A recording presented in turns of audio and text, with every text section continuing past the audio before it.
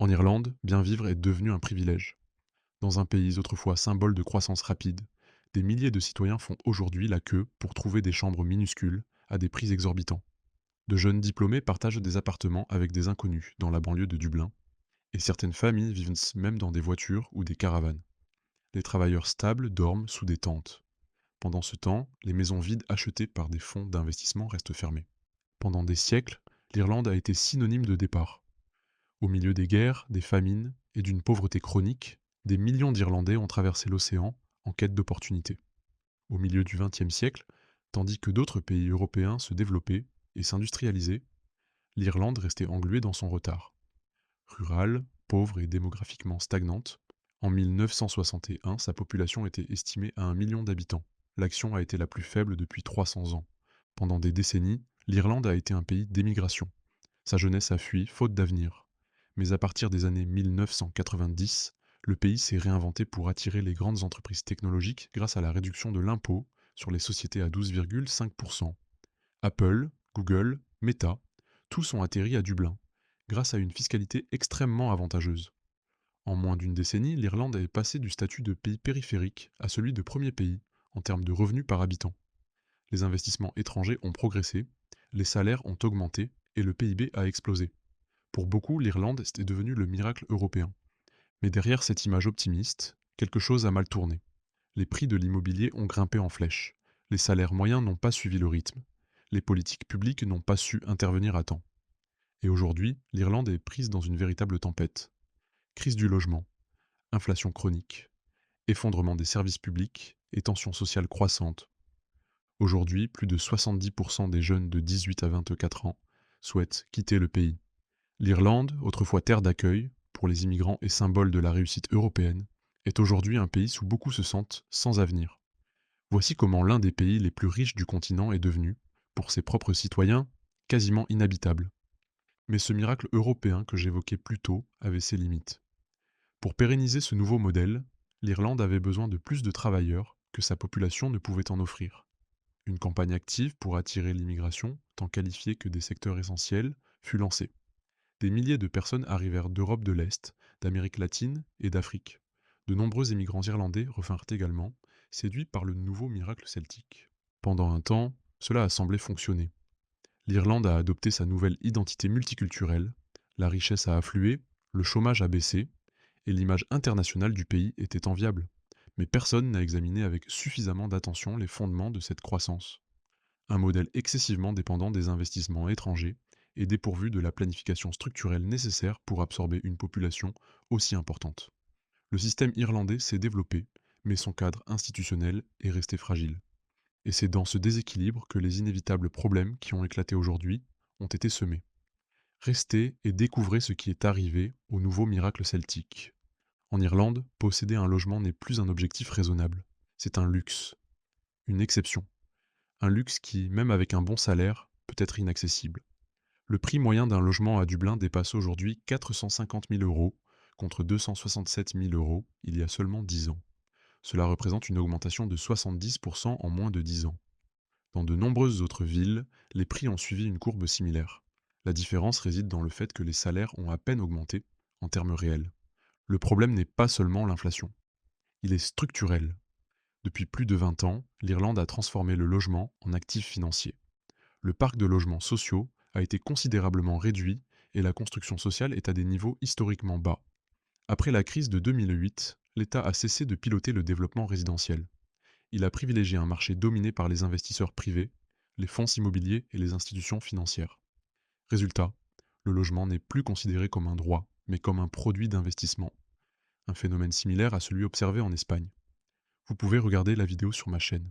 Ce changement de paradigme a créé une dynamique perverse. Face à la hausse des prix, de nombreux propriétaires hésitent à vendre ou à louer à long terme. Ils spéculent sur la valeur future de leurs biens. D'autres transforment des maisons entières en location touristique à court terme, encore plus lucrative. De plus, les rares nouveaux projets immobiliers en construction s'adressent presque exclusivement aux acquéreurs fortunés, ignorant la demande de logements abordables. Pour le jeune professionnel moyen, épargner pour un apport personnel de 20% sur l'achat d'une maison exige des années de sacrifice. Pourtant, nombreux sont ceux qui ne remplissent pas les conditions bancaires pour obtenir un prêt hypothécaire. La stabilité de l'emploi, une épargne importante et une capacité d'endettement bien supérieure au salaire moyen sont essentielles. Concrètement, cela signifie que même avec un emploi, ils ne peuvent pas se permettre d'être propriétaires, faute d'avoir atteint une solvabilité financière complète. Le marché locatif n'offre pas non plus de répit. Le loyer mensuel moyen à Dublin dépasse les 2 000 €, un montant inaccessible pour la plupart des gens. Des milliers de personnes vivent en colocation, dans des chambres précaires, voire dans des hébergements d'urgence. En Irlande, avoir un toit n'est pas une garantie de stabilité, c'est un défi quotidien. Si vous pensez également qu'avoir un toit au-dessus de votre tête ne devrait pas être un luxe, pensez à vous abonner. Le prisme mondial. Nous expliquons les mécanismes invisibles derrière ces crises. Au cœur de la crise irlandaise réside un paradoxe brutal. Il y a de la demande, il y a de l'argent, mais il n'y a pas de logement. Les logements nécessaires ne sont pas construits. Chaque année, l'Irlande a besoin d'au moins 50 000 nouveaux logements pour répondre à la demande réelle. En 2023, à peine 32 000 étaient achevés. Le déficit s'accumule et le goulot d'étranglement se réduit. Aujourd'hui, on constate une pénurie de travailleurs qualifiés, d'ingénieurs, d'architectes et de promoteurs prêts à prendre des risques. De plus, les coûts de construction ont explosé. Matériaux plus chers, chaînes logistiques instables et prix élevés de l'énergie augmentent le coût de chaque nouveau bâtiment. À cela s'ajoute un système d'urbanisme lent et truffé d'obstacles bureaucratiques, ce qui retarde, année après année, de nombreux projets. Et puis, il y a l'investissement. Les promoteurs privés privilégient les rendements rapides et non le volume de logements. Ils construisent là où il y a de la place. Logements haut de gamme, appartements touristiques, bureaux reconvertis. Le logement social ou abordable n'entre pas dans leur équation. Ce phénomène porte un nom, la financiarisation du logement. En Irlande, il s'est intensifié après la crise de 2008. Au lieu de reconstruire le parc de logements sociaux, l'État a encouragé d'importants investissements pour redynamiser le marché. Il leur a offert des avantages fiscaux, une réglementation minimale et de larges facilités pour les acquisitions immobilières à grande échelle. Aujourd'hui, une part importante du parc immobilier irlandais est entre les mains de fonds qui ne sont ni présents dans le pays, ni ne répondant à ses besoins sociaux.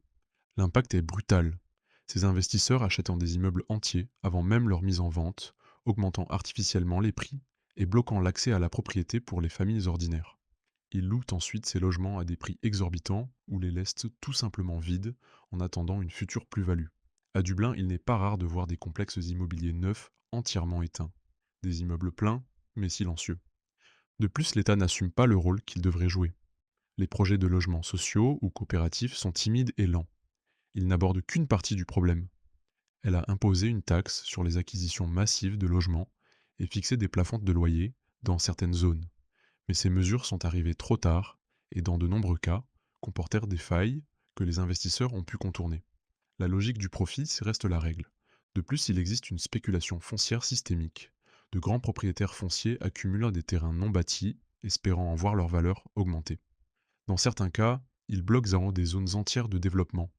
Cette pratique, c'est légal, mais profondément dommageable, car elle paralyse l'expansion urbaine, empêche la création de nouveaux quartiers et fait artificiellement grimper les prix. Il en résulte un système incapable de répondre à la crise du logement. Et tandis que le Parlement débat de la question de savoir s'il faut construire plus ou moins, des centaines de personnes s'inscrivent chaque semaine sur les listes d'attente pour un logement. Le temps presse, et apparemment, il n'y a aucune réelle volonté politique d'imposer une solution. L'aspect le plus grave est la distorsion sociale que ce modèle génère. Jeunes professionnels, infirmiers, enseignants et policiers sont tous expulsés des centres urbains, faute de pouvoir rivaliser avec les financements. Une ville duale se crée, celle de ceux qui ont accès au capital financier et celle de ceux qui cherchent simplement un logement. Ce déplacement silencieux détruit des communautés, vide des quartiers et alimente un sentiment croissant d'injustice. Car, alors que les logements sont cotés en bourse à l'étranger, des milliers d'Irlandais n'ont plus où vivre. Le logement n'est plus un bien commun, c'est un instrument de pouvoir. Avant de continuer, si cette histoire vous fait réfléchir, je vous invite à soutenir la chaîne. Ici, nous transformons les données en histoires humaines pour que les choses importantes ne passent pas inaperçues. L'aspect le plus dur de la crise irlandaise ne se mesure pas en prêts immobiliers exorbitants ni en loyers exorbitants. Il se mesure en sacs de couchage sous les ponts, en familles entassées dans des chambres d'hôtel et en enfants sans domicile fixe. L'Irlande traverse une crise du logement sans précédent. Selon les chiffres officiels, plus de 13 000 personnes sont actuellement enregistrées comme sans-abri. Mais le nombre réel est bien plus élevé. Il inclut les personnes dormant dans des voitures, chez des proches ou dans d'innombrables abris temporaires. À Dublin, les camps de tentes, des camps de fortune, font désormais partie intégrante du paysage urbain. Ils sont souvent occupés non pas par des personnes souffrant d'addiction ou de troubles mentaux, mais par des travailleurs à temps plein qui n'ont pas les moyens de payer leur loyer. Des personnes ayant un emploi, une éducation et une famille, tout simplement exclues du système. L'État a tenté de contenir la situation par des mesures d'urgence, hébergement dans des hôtels et des centres communautaires. Mais ces solutions sont temporaires, précaires et parfois indignes. Certaines familles y ont passé plus d'un an dans des chambres d'hôtel sans cuisine, sans intimité, sans espace pour que leurs enfants puissent jouer ou faire leurs devoirs. Chaque nuit, plus de 4000 enfants dorment dans ces conditions. Le sans-abrisme chronique a des effets dévastateurs. Il accroît le stress, les problèmes de santé mentale et l'éclatement des familles. Les personnes sans logement stable perdent l'accès aux services de base. Elles ne peuvent pas s'inscrire, ouvrir un compte bancaire ou bénéficier de soins médicaux adéquats. Elles sont prises au piège d'un cycle d'exclusion. Le plus inquiétant est la rapidité de la dégradation. En seulement 10 ans, le nombre de sans-abri a doublé en Irlande. Et ce phénomène n'est pas marginal. Il touche tous les comtés, touchant travailleurs, migrants, étudiants et retraités. La frontière entre avoir un logement et peut se retrouver à la rue n'a jamais été aussi mince. L'Irlande, l'un des pays les plus riches d'Europe en termes de PIB par habitant, ne parvient pas à garantir un droit fondamental comme le logement. Et comme je vous le disais, pour des milliers de citoyens, vivre en Irlande n'est plus difficile. C'est tout simplement invivable. Pendant des décennies, l'Irlande a accueilli les immigrants à bras ouverts. L'essor du tigre celtique a coïncidé avec un fort sentiment d'accueil, et pendant des années, les vagues migratoires ont été perçues comme un soutien nécessaire à la croissance. Mais le contexte a changé. Aujourd'hui, les infrastructures du pays ne peuvent plus supporter le rythme de croissance démographique, et les tensions sociales sont exacerbées. Au cours des 3 dernières années, l'Irlande a accueilli plus de 100 000 immigrants par an, un chiffre colossal pour un pays de seulement 5,5 millions d'habitants. Rien qu'en 2024, 150 000 personnes sont arrivées, le flux migratoire le plus important depuis 17 ans. Nombre d'entre eux fuient les guerres, d'autres cherchent un emploi. Le problème n'est pas leur arrivée, mais le manque d'hébergement. L'offre de logement est insuffisante, le système de santé est débordé et les écoles publiques sont débordées. Le gouvernement a réagi par des mesures d'urgence, installation de modules préfabriqués, utilisation d'hôtels comme logement temporaire et relocalisation massive de demandeurs d'asile dans de petites villes. Dans plus d'un cas, la population de village a doublé en quelques jours. Les réactions des riverains ont varié, allant de l'inquiétude légitime à l'hostilité pure et simple. Le discours politique est devenu tendu. En 2022, seulement 4% de la population considérait l'immigration comme un problème. En 2023, ce chiffre a grimpé à 29%, devenant la principale préoccupation publique, devant le logement ou les soins de santé. Parallèlement, les discours anti-immigration, les manifestations de quartier et, dans certains cas, les agressions violentes se sont multipliées. Depuis 2018, au moins 28 incendies ont touché des bâtiments liés au programme d'accueil. Rien qu'en 2023, 9 incendies criminels ont été signalés à Dublin. C'est un cocktail explosif. La population a l'impression que l'État répond plus rapidement à l'urgence migratoire qu'à ses propres besoins. Alors que des milliers de familles locales attendent des années pour obtenir un logement social, elles voient des ressources immédiatement mises à la disposition des nouveaux arrivants. Cela alimente un ressentiment qui tient moins du racisme que d'un sentiment d'abandon. L'absence d'une stratégie nationale solide d'intégration et de planification a transformé l'immigration en catalyseur politique. Non pas à cause des immigrants eux-mêmes, mais à cause du contexte de précarité généralisée qui transforme chaque nouvelle ressource en source de conflit. Dans ce scénario, la cohésion sociale commence à s'effriter. 70% des jeunes Irlandais âgés de 18 à 24 ans envisagent de quitter le pays. Il ne s'agit pas d'aventure ou de curiosité, mais de survie. Ils n'ont pas les moyens de payer un loyer, et encore moins d'acheter une maison.